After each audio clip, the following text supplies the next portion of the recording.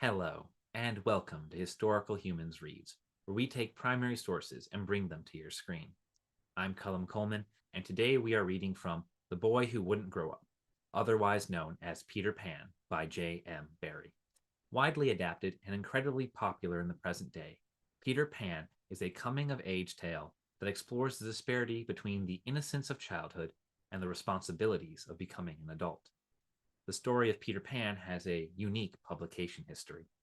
It was begun in 1904 by J.M. Barrie, who first composed it into a book in 1911 and then a play in 1928. Today, we will be reading from J.M. Barrie's novelization, specifically Chapter 2, The Shadow of the Boy Who Wouldn't Grow Up. With that, let's begin. Mrs. Darling screamed, and, as if in answer to a bell, the door opened, and Nana entered, returned from her evening out. She growled and sprang at the boy, who leapt lightly through the window. Again, Mrs. Darling screamed, this time in distress for him, for she thought he was killed, and she ran down into the street to look for his little body. But it was not there. And she looked up, and in the black night she could see nothing but what she thought was a shooting star. She returned to the nursery and found Nana with something in her mouth, which proved to be the boy's shadow. As he leapt from the window, Nana had closed it quickly, too late to catch him, but his shadow had not had time to get out. Slam went the window and snapped it off.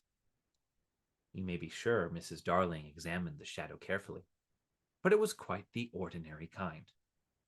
Nana had no doubt of what was the best thing to do with this shadow. She hung it out at the window, meaning he is sure to come back for it. Let us put it where he can get it easily without disturbing the children. But unfortunately, Mrs. Darling could not leave it hanging out at the window.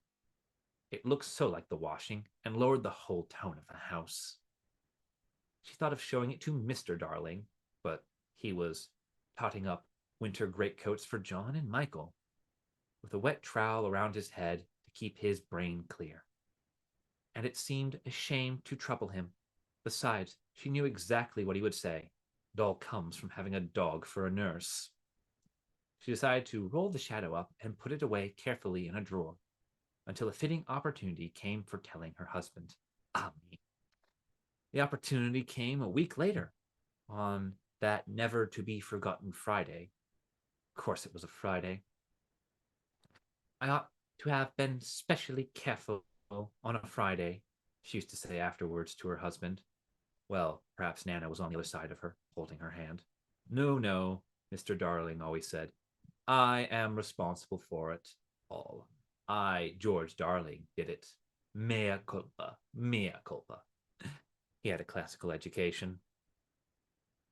They sat thus, night after night, recalling that fatal Friday, till every detail of it was stamped on their brains and came through on the other side like the faces on bad coinage. If only I had not accepted that invitation to dine at 27, Mrs. Darling said. If only I had not poured my medicine into Nana's bowl, said Mr. Darling. If only I had pretended to like the medicine, was what Nana's wet eyes said. My liking parties, George, my fatal gift of humor, dearest, my touchiness about trifles, dear master and mistress. Then one or more of them would break down altogether. Nana, at the thought, it's true, it's true.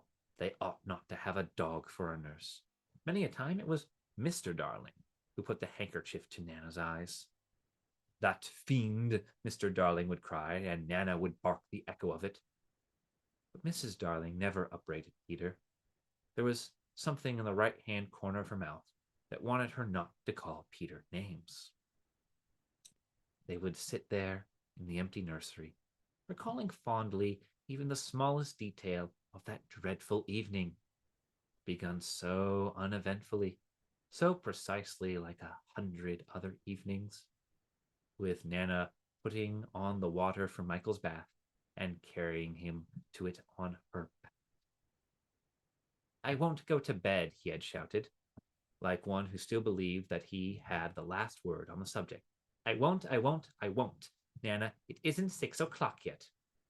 Oh dear, I shan't love you any more, Nana. I tell you I won't be bathed, I won't. Then Mrs. Darling had come in, wearing her white evening gown. She had dressed early because Wendy loved so to see her in her evening gown, with the necklace George had given her. She was wearing Wendy's bracelet on her arm. She had asked for the loan of it. Wendy loved to lend her mother her bracelet. She had found her 2 older children playing at being herself and father on the occasion of Wendy's birth, and John was saying, I am happy to inform you, Mr. Darling, that you are now a mother, in just such a tone as Mr. Darling himself may have used on the real occasion. Wendy had danced with joy, just as the real Mrs. Darling must have done. Then John was born, with the extra pomp that he conceived due to the birth of a male, and Michael came from his bath and asked to be born also. But John said brutally that they did not want any more. Michael had nearly cried. Nobody wants me, he said, and of course the lady in the evening dress could not stand that. I do, she said. I want a third child. Boy or girl? Michael asked, not too hopefully. Boy.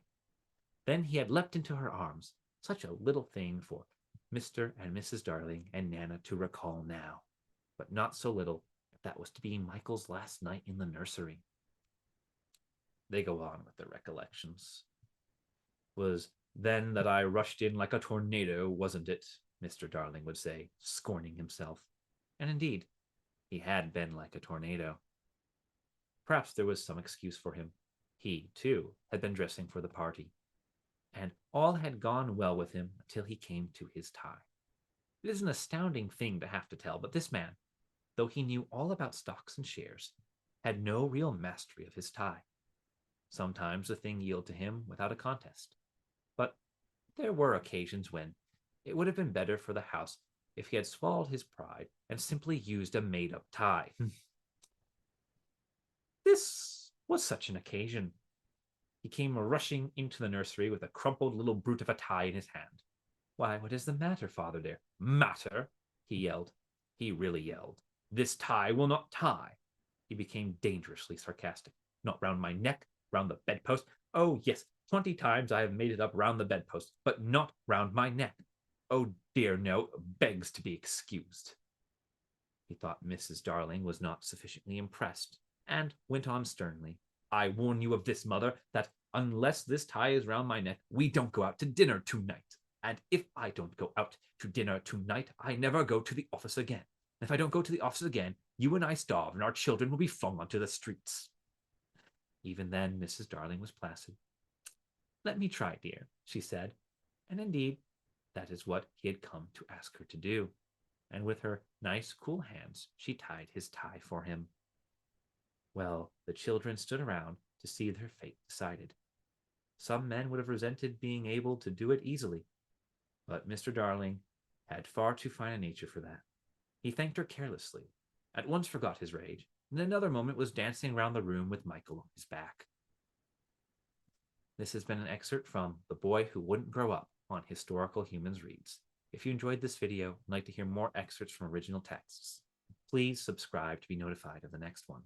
If there is a work you would like to hear, be sure to like the video and leave a comment listing it below.